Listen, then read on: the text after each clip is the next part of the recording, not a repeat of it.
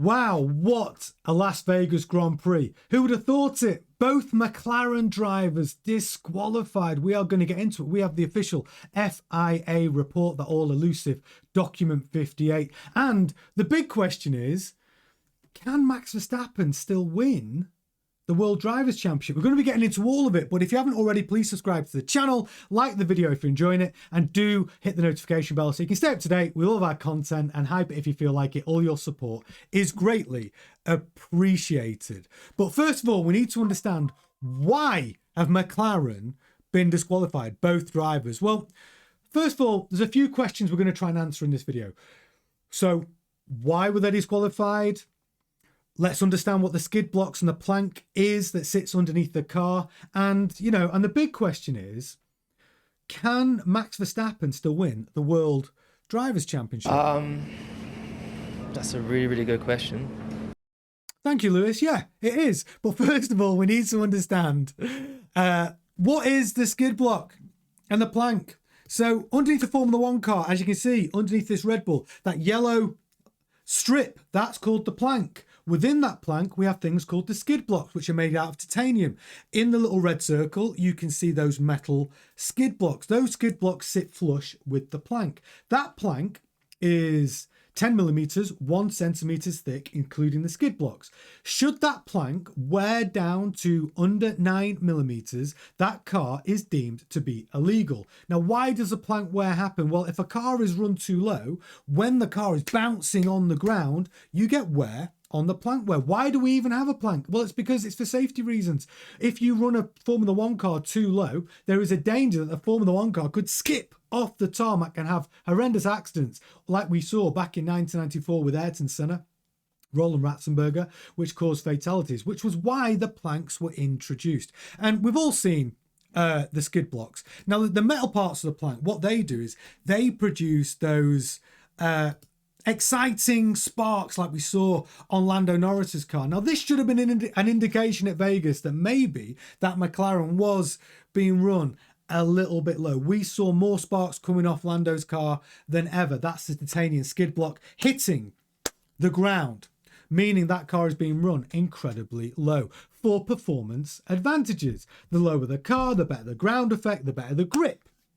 Okay, but what's the official report from the FIA stewards saying? Well, let's get into that, because I think it's important, because everyone wants to know, did the McLaren engineers do this on purpose? Were they trying to cheat? Well, those questions are answered in the following report. So this is the FIA's document 58, and this is the full report from Vegas. Now, what it basically covers is why the car was disqualified and what was McLaren's response. So the reason why it was disqualified, so the rear skids of the cars were measured at the measuring points, and they were found to be below the minimum thickness of 9 millimeters specified under the article 3.5.9 of the technical regulations. So the relevant measurements were 2 at the front. The front left was 8.96, the front right was 8.74 millimeters, and the rear measurement was 8.9 millimeters, all measurements below 9. Okay. Now, they were measured in the presence of the stewards and the 3 McLaren representatives, so it was all above board. Now, the team argued this, as you'd expect. They said there was mitigating circumstances that existed in that there was additional and unexpected porpoising, i.e. the cars were up and downing. I don't know if that's technically the right term, but there was porpoising, limited opportunity to test due to the weather on day one, and shortened practice sessions. And further, the team submitted that the degree of the breach was lower than prior breaches of this regulation in 2025. The FIA argued that unfortunately there was no provision in the regulations or a precedent set that any penalty other than the usual penalty of disqualification.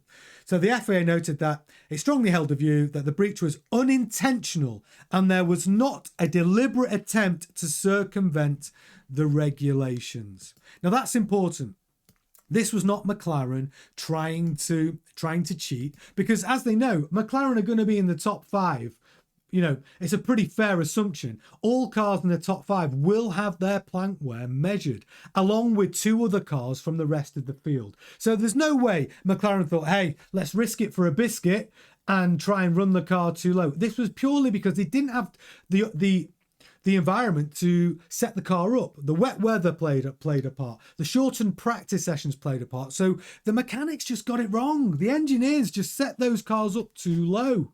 They didn't anticipate, with it being a street circuit, that the wear would be what it is. Now, obviously with Lando Norris leading the championship and Oscar in P2, they want the points. Disqualification is far worse than finishing 4th or 5th.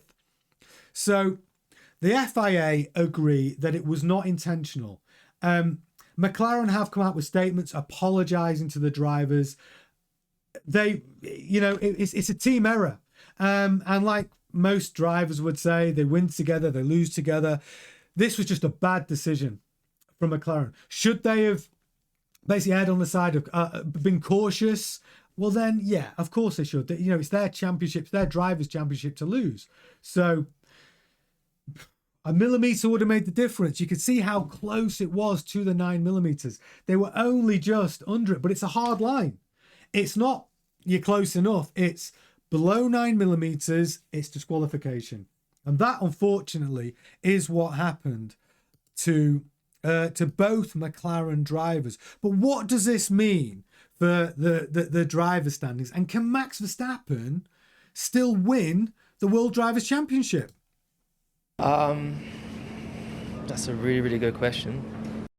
Thank you, Lewis. Yes, it is. Let's take a little look at the current drivers' standings at the top. So look at that. So now, because no points scored for Lando Norris, no points scored for Oscar Piastri, that means Verstappen now sits on 366 points, the same as Oscar Piastri on 366 points.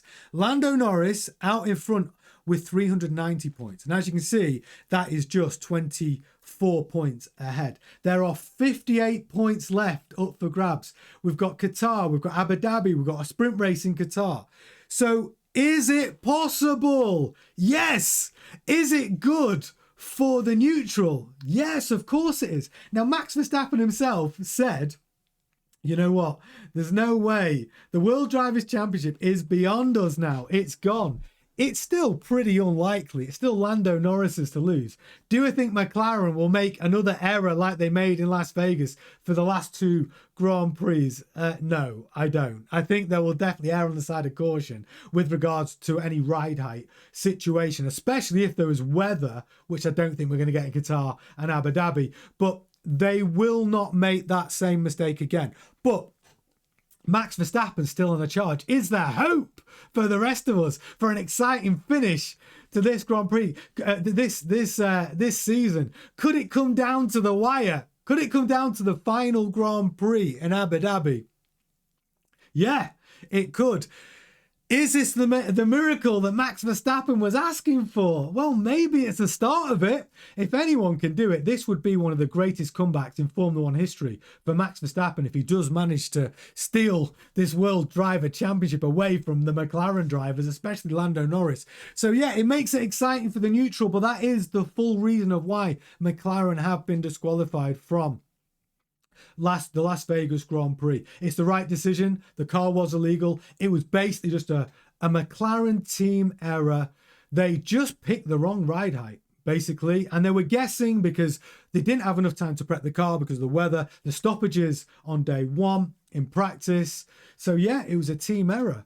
But what does it mean for the rest of the season? Well, I'm here for it. It's going to get exciting. So there you go. Please, if you haven't already, subscribe to the channel, like the video if you have enjoyed it, hit the notification bell to stay up to date with all the content, hype if you feel like it. Thank you so much for your support, and I will see you on the next one.